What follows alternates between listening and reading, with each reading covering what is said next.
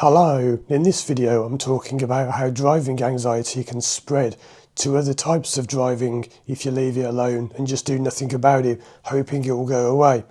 I'm also going to explain why stopping driving won't fix it and how if you do that you can even just move elsewhere. So many people I work with who have a fear of driving will say that it started off in one area. So for example, fast roads is the most common thing people have trouble with. So they'll say, well, I used to not be able to drive on high speed roads and it was just those, and I got around that because I just used to use my sat nav to avoid highways and motorways. But then after a few weeks or months or sometimes years, I noticed the problem was happening on low speed roads, but I was still fine around town. I just couldn't go anything above 30 miles an hour.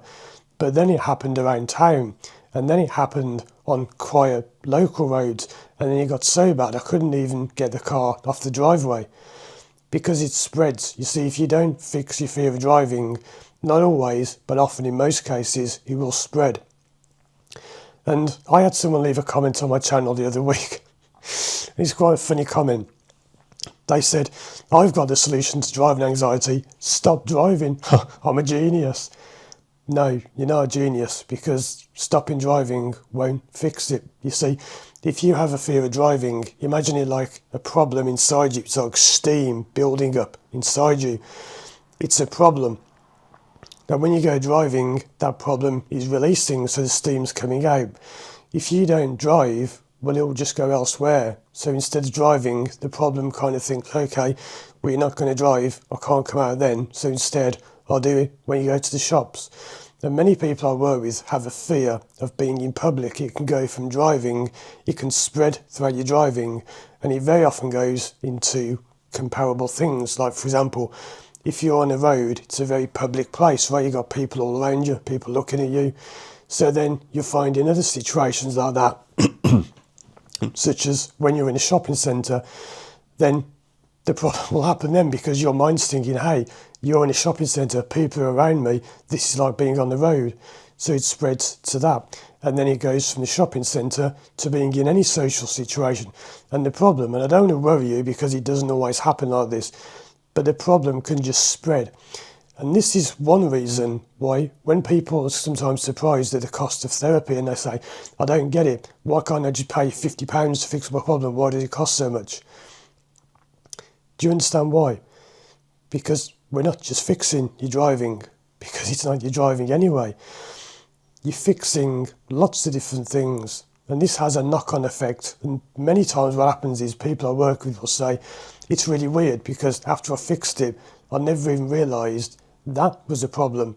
They've got something in their life, and they said, like sleeping, for example, they said, I never even realised that me not being able to sleep that easily was linked to my driving. But now not only am I driving, but I'm sleeping better, and I've also stopped smoking, and I'm not drinking as much. Now, I'm not claiming it's a miracle cure, because these can be caused by different things, but often, I would say pretty much 99%, if not all the time, your driving anxiety does not exist in isolation. It's pretty much impossible to have driving anxiety. And here's some more proof of that. You see, your fear of driving isn't a fear of driving because, as I say in most of my videos, driving anxiety has nothing to do with driving. So you see, when I talk about your problem going from driving and spreading elsewhere, you do realise, don't you, it's already done that.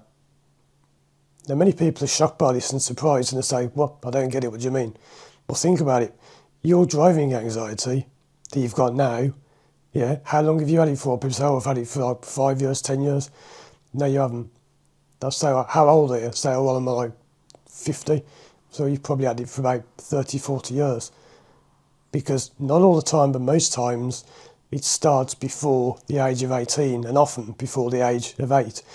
And people are amazed to discover that their driving anxiety was once something else.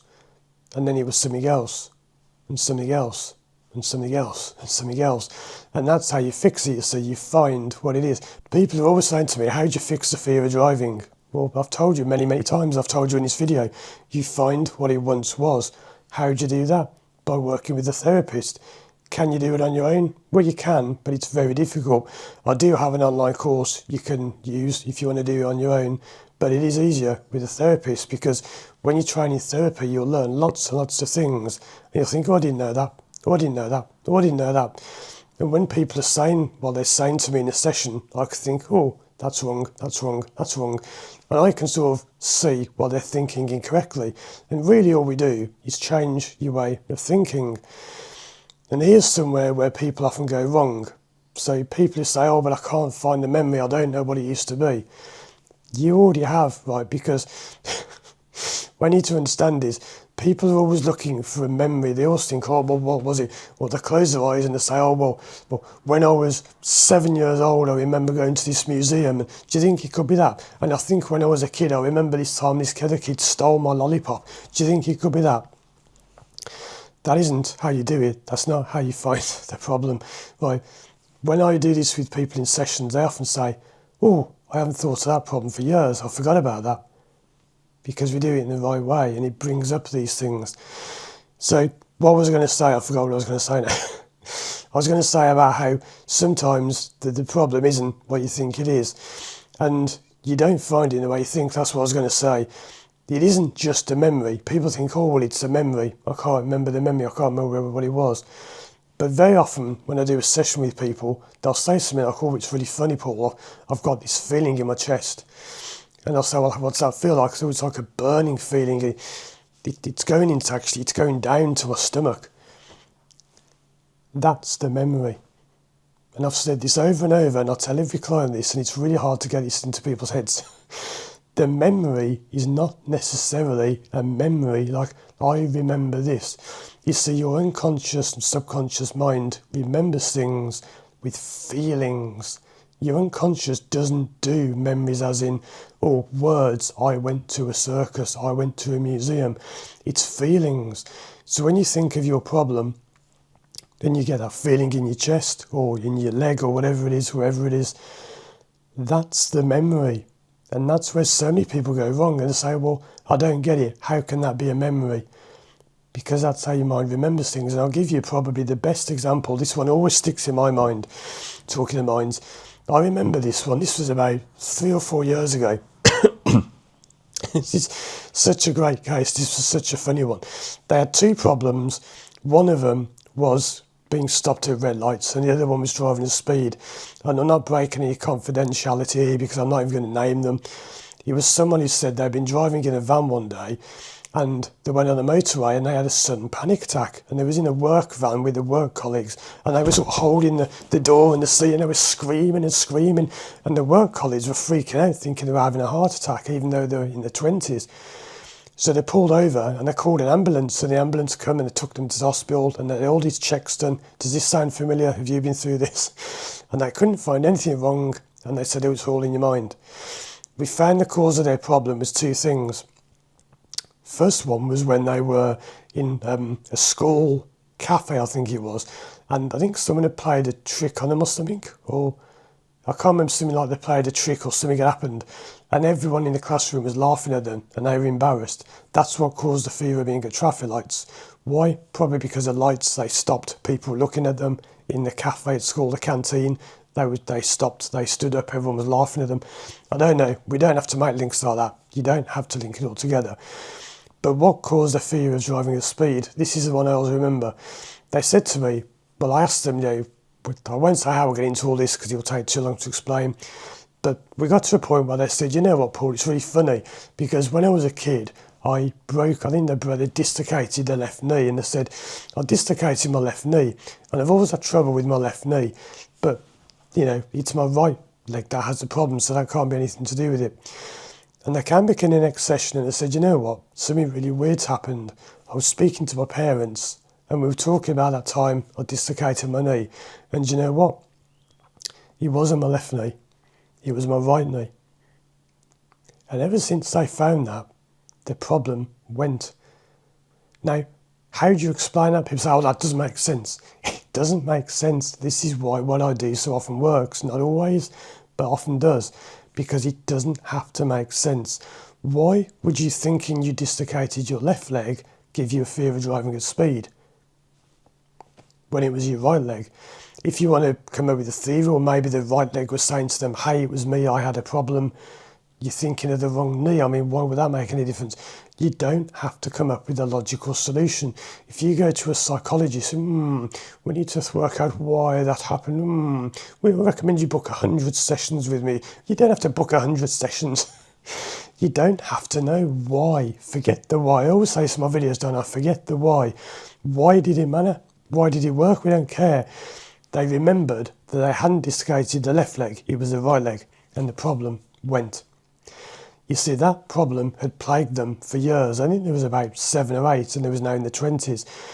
That problem had moved to other places. Why? We'll probably never know. We don't know why these things happen. It went from the leg, and it went to other things, like the fear of other stuff I won't mention. Then it came out as a fear of driving. And when they realised that it was the right leg that injured, it went. And they told me that. We had a session afterwards, and they said, hey, it's been much better. I realised this thing about my leg, and it's gone. It's much better. So there you go. So you see, if you just force the fear of driving out, fight the fear, conquer your fear, you're not conquering anything. There's nothing to conquer, because the problem is you. You can't conquer yourself. You can't beat yourself. There's nothing to fight. You're not fighting it. It's something inside that's telling you, hey, this needs attention. Then you'll have no idea what this is. People will say, well, I don't know what it is. I know, that's the whole point of therapy. But I don't think therapy is going to work because I don't know what it is. I know you don't know what it is. That's what we find out in therapy. But I don't know what it is. I know, do therapy and you'll find out. But I don't know what it is, so I can't do therapy because I don't know what it is. So book some therapy with me and we'll find out. But I don't know what it is. I've had people come to me who've said, I've been watching your channel for years, and I don't know what this is, and I've tried everything to fix it. And then they come to me, and again, it doesn't always work, not every time. Why? Because if you don't find what it is, then it doesn't work. But if you use all the methods I use, we do sessions online, video calls. I've got my whole course now. I never even used to have that, and it still worked. I've now got Road, my online course, which has got loads of videos in, hours of video. You can redo sessions if you want between sessions with me. You can do the whole course without even working with me. You can do it all on your own at home, and it's got all the methods, not all, but most of the methods I use with people in one-to-one sessions in that course. So if you do sessions and you do Road and none of that fixes it, well, that means you've probably not done it properly, because if you do all of that, your chance of finding what it is extremely high. And once you find it, you don't have to make sense of it. You might say, I'm not going to tell that one, I was going to tell you another one, but I've got one I'm going to do in a special video because it was such a great example. I'm going to do that in a separate case study video, which I haven't done any of those for over a year. I don't think I've done a case study video. So if you want to sort out your fear of driving, check out my videos on the screen now. Visit my website, firstdrive.com, to work with me online or to do my road course. Thanks for watching, and as always, I'll see you again soon for more videos.